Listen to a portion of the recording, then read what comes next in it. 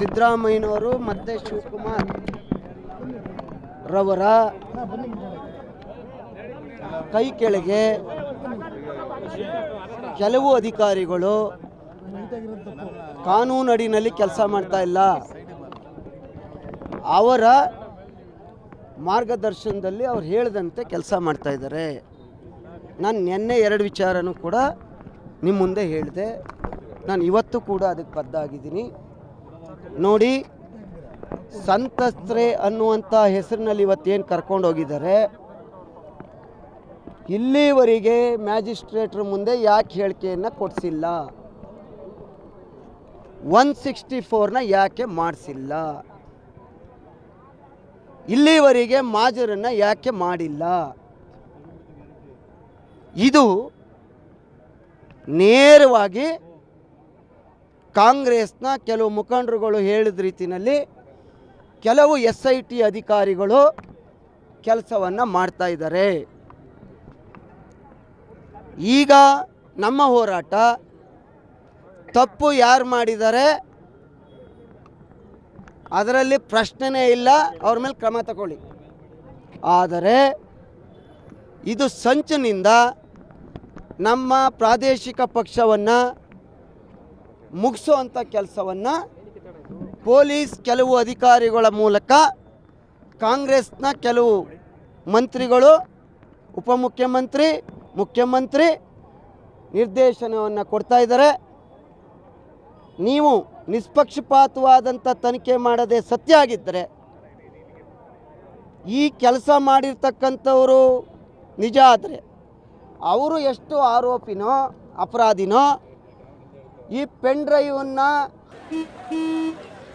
ನಡಿ ಈಗ ಶುರು ಮಾಡೋಣ.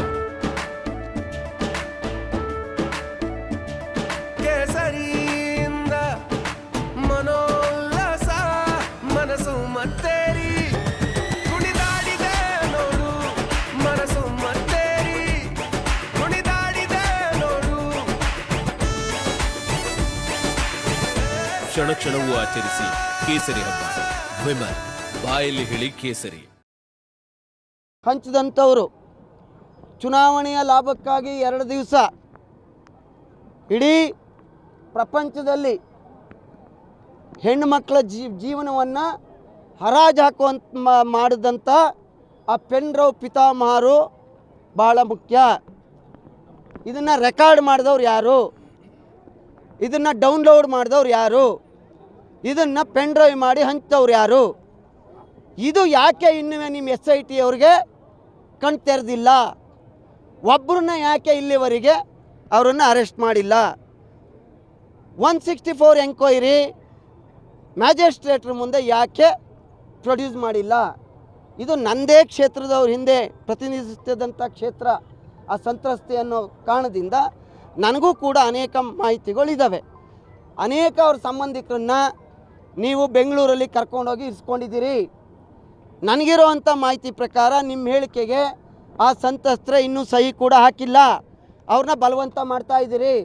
ಕೂಡಲೇ ಅವರನ್ನು ಮ್ಯಾಜಿಸ್ಟ್ರೇಟ್ರ ಮುಂದೆ ಹಾಜರುಪಡಿಸಿ ಸತ್ಯಾಸತ್ಯತೆ ಈ ರಾಜ್ಯದ, ಈ ದೇಶದ ಜನತೆಗೆ ತಿಳಿಲಿ ಅಂಥೇಳಿ ನಾವು ಈ ಮೂಲಕ ಒತ್ತಾಯವನ್ನು ಮಾಡ್ತಾಯಿದ್ದೀವಿ. ಸಿದ್ದರಾಮಯ್ಯನವರು ಮತ್ತು ಶಿವಕುಮಾರ್ ರವರ ಕೈ ಕೆಳಗೆ ಕೆಲವು ಅಧಿಕಾರಿಗಳು ಕಾನೂನಡಿನಲ್ಲಿ ಕೆಲಸ ಮಾಡ್ತಾ ಇಲ್ಲ. ಅವರ ಮಾರ್ಗದರ್ಶನದಲ್ಲಿ ಅವ್ರು ಹೇಳಿದಂತೆ ಕೆಲಸ ಮಾಡ್ತಾ ಇದ್ದಾರೆ. ನಾನು ನಿನ್ನೆ 2 ವಿಚಾರನೂ ಕೂಡ ನಿಮ್ಮ ಮುಂದೆ ಹೇಳಿದೆ. ನಾನು ಇವತ್ತು ಕೂಡ ಅದಕ್ಕೆ ಬದ್ಧಾಗಿದ್ದೀನಿ. ನೋಡಿ, ಸಂತ್ರಸ್ತೆ ಅನ್ನುವಂಥ ಹೆಸರಿನಲ್ಲಿ ಇವತ್ತೇನು ಕರ್ಕೊಂಡು ಹೋಗಿದ್ದಾರೆ, ಇಲ್ಲಿವರೆಗೆ ಮ್ಯಾಜಿಸ್ಟ್ರೇಟ್ರ ಮುಂದೆ ಯಾಕೆ ಹೇಳಿಕೆಯನ್ನು ಕೊಡಿಸಿಲ್ಲ, 164ನ ಯಾಕೆ ಮಾಡಿಸಿಲ್ಲ, ಇಲ್ಲಿವರೆಗೆ ಮಾಜರನ್ನು ಯಾಕೆ ಮಾಡಿಲ್ಲ? ಇದು ನೇರವಾಗಿ ಕಾಂಗ್ರೆಸ್ನ ಕೆಲವು ಮುಖಂಡರುಗಳು ಹೇಳಿದ ರೀತಿಯಲ್ಲಿ ಕೆಲವು SIT ಅಧಿಕಾರಿಗಳು ಕೆಲಸವನ್ನು ಮಾಡ್ತಾ ಇದ್ದಾರೆ. ಈಗ ನಮ್ಮ ಹೋರಾಟ, ತಪ್ಪು ಯಾರು ಮಾಡಿದ್ದಾರೆ